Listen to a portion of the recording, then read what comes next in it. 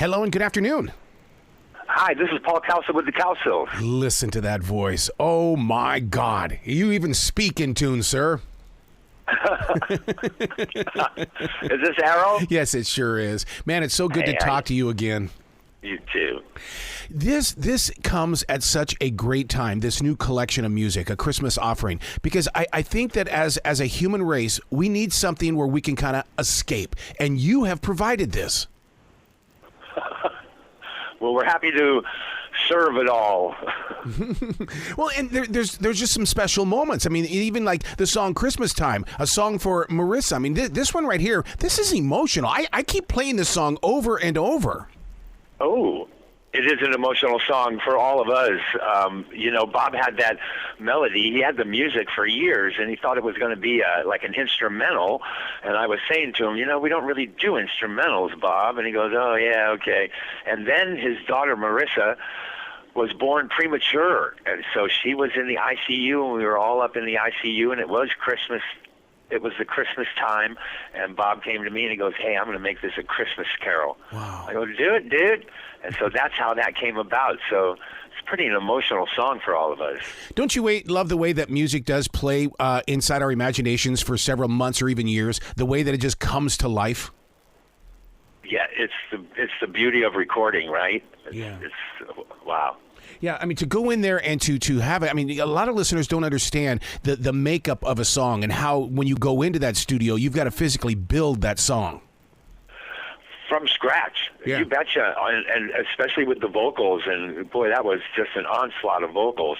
And but we had good people with us. We had some of the Bangles were with us on that, and they're on our choruses. And also Peter Holsapple of REM and Hootie and the Blowfish, he's on there with us. Oh, so it was a great day. See, that's what I love about modern day music. There's such a collaboration going on right now with all artists coming together because, I mean, it's just so magical.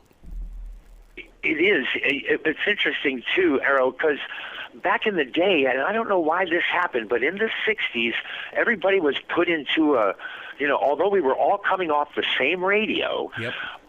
People were putting people in different designations. We were bubblegum. Okay, we weren't bubblegum, really. We were pop. I mean, the Archies, they were bubblegum, but, we didn't think we were, but there we were. But now you go forward into the future here, and, the people that like 10 years after and Jimi Hendrix, well, they're coming to our shows because they love the music of the time. See, and that's what's fun about music in the way that, I mean, to me, it's timeless. And I'm fascinated with all the different stories that people bring with them and the several stories they get from like a Cowsill song. Because, I mean, as long as you're taking it with you, you're going to get new memories every day. Absolutely. For sure. It's just crazy. Crazy. How did you like putting Winter Wonderland together? I love the way that this really has that a cappella kind of approach to it. Yeah, so what happened was, Arrow, we were in the studio doing Rhythm of the World, which is our new album that came out, and boy, we had some time, and so what we decided to do, and this will be coming out this year, is an a cappella album, and so we did all the old hits a cappella, which at first I was going, well, is this really fun? But it was so much fun because we kind of made it a Glee thing where we took our voices and made instruments. And, Winter Wonderland was a part of that batch of songs we did a cappella, and then so we took it and put it right on this EP, the Christmas offering, and it's there. So when you use your voice as a musical instrument like that, I mean, that is that reteaching your imagination of the capabilities of your voice? Yeah, because what we know we need to do strings or we need to have horns here, and my brother Bob, who's brilliant, he comes up with, well, this will sound like horns and this will sound like a clarinet, and it's like, oh, okay, yeah, all right, and it's it's so much fun, the a cappella thing, because you don't have any instruments. And so, yeah, it's great creating a cappella stuff. Did it feel like you were impersonating the musical instrument? Well, I don't know if I felt like a clarinet, but as soon as we heard it back in the studio, I went, hey, yeah, that sounds like a clarinet. How do you keep music always in forward motion in your life? I mean, most people are, kind of walking away doing their thing at a certain age, but you guys just keep creating. I know, I don't get it myself, but, it's all we knew growing up. Yeah. I mean, this was our job. This is what, and it was the best job in the world. But it was, and that we are able to sing together so well.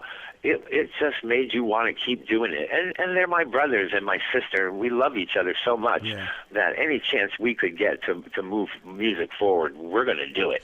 See, that's the one thing that I missed from my family is that my mother was very musically inclined. I was musically inclined, but nobody else was. And it was like I was always so jealous of the Cowsills because I wanted to have that in my family. Yeah, we were very, very fortunate, very lucky. My mom was brilliant. I mean, she could sing like an angel. And what she did, it was so natural. She just taught our older brother, Bill, when, heck, I don't even know if I was born yet. It would depend on how many years he's older than me. It's hard to remember now. But my mom taught him how to harmonize. Wow. And then my dad, who was in the Navy for 30 years, he brings home this like ukulele guitar, 4-string guitar, and gives it to my brother, Bill, who starts plucking away at it. And then he got my brother, Bob, and on it went. Wow. It was great.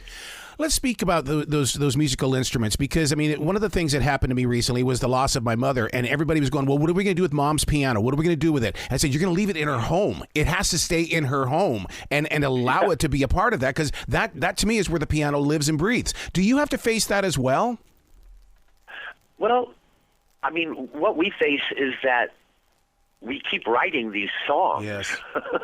And if you write them, people, really recently, Arrow, people going, well, God, why are you guys like putting an album out? Well, because we wrote these songs and we figured, well, we better record them and then, might as well let our fans hear them. And then all of a sudden we were with Omnivore Records and out it goes. It was really great. We'd had a couple of outings prior to this and, for one reason or another, they never made it out of the studio, and it was great to get this finished, and so it's so fun though, Arrow. So last weekend we're doing a show, and my brother Bob comes up to me and he goes, "Hey, Paul, listen to this," because Bob likes to write the music, and he likes for me and Susan to write the words. Oh yeah, and so. And that's kind of how it rolls out. So, he's constantly plucking away at that guitar. And as soon as he has a new melody, I always look to Susan and go, well, we need to write, buddy. Wow. Don't you love those moments, though, when somebody brings over a guitar riff and all of a sudden your imagination kicks in? I mean, to me, oh, my God, it feels so good. It is so much fun, and we were able to do it for the last couple of years on the Happy Together tour, where we're on this bus all summer. I mean, nonstop.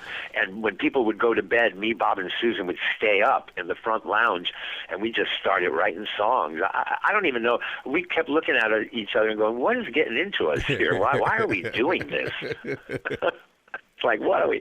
As that lyricist, do you find yourself saving the writing? And the reason why I bring that up is because the last couple of times I've been in the studio, I've kept my book in front of me, and I love going in there to see how I scratch things out because things weren't pacing themselves out when we were putting the instruments with the vocals. Do you keep a book like that as well? Yes. Susan bought me a book. She's always kept a book. And so, and I'm a paper guy, so I had papers everywhere. And Susan came up to me one afternoon and just laid this book down on my bed on the bus, and I go, what is this? She goes, I got you a book. Write everything in the book. Yep. And boy, that was a great thing because as when we started writing, I had that book, and I'm always writing poetry and different kinds of things, and man, I just went into the book and I went, oh, Bob, here, let's do this. And oh yeah, it was great, but you got to keep track. As that writer, because I'm a writer as well, so now is there a writing instrument that has to be with you at all times? Me and a piano. Yeah. Yep, I'm the keyboard guy. So, and Bob writes everything on guitar. Susan writes everything on guitars, and I write on piano. Wow. Do you think that a lot of fun. Do you think that your performing is actually giving your writing voice a voice? In other words, it's like people go, "Well, I can't sing." Yes, you can. Yes, you can. Just listen to that creative energy inside of you and allow it to be you. Yes, and that's kind of what we are able to do. Writing is just it's kind of like a cathartic thing for us. And we write, and we love getting together and writing, and we have so much fun, and we laugh, and even a sad song, we'll laugh with some of the lines we come up with, that might not make it in. But we have so much fun doing it, and to be able to do it with your brother and your sister, Yep.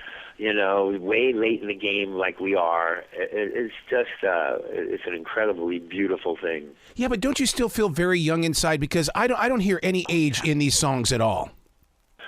There's not, and no, Arrow, we are kids at heart, and although we're in our 70s, we're still crazy kids, and it just motivates us, and it keeps us going. Well, when you have a story like that, then you're giving me a new view of the song, Some Good Years. I mean, it's almost like, okay, you guys have been together all of these years. Oh, share with me some good years. And it's like, it just makes me want to listen. Right, and the thing is, what's so beautiful about age and time is that now we're here and we realize all the good does shine through. All the good things are what we remember. There was all this negative or whatever, whatever was happening back then. As you grow and you live life, those things seem to just be left by the wayside, and all the good things kind of come to the top. Now, I don't know if we're all kidding ourselves, and that's just, what we want to do.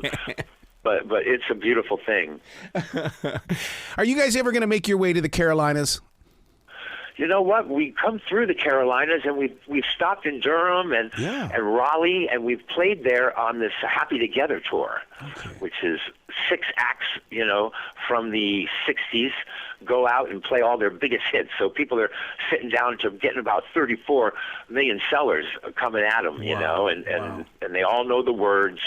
There's a lot of tribute bands now that, are out there and still, putting these songs out there. And I'm okay with this. I'm okay with that because it's always about the songs.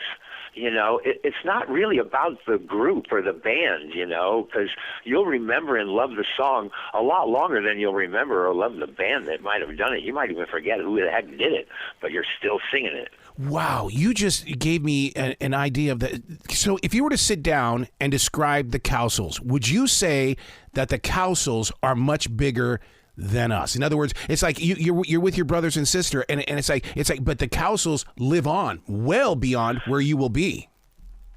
Absolutely, and that is what's surreal because we're still doing it, and I don't think, and I really think the family part of it is what's made this thing go on for so long. The kids, we always got together. We were a team, and when we get together, things just explode. Like, when we were writing on this bus, we were just exploding with lyrics, and we were getting all excited, and somebody had to come and tell us to keep it down in the front lounge and all that, and we're going, yeah, right on. But yeah, it's great, and because of Susan and Bob, this is why these things are happening for us, because we are tight. We are very, very tight. Wow, I can't imagine that bus ride today compared to back in the 60s. Oh, yeah.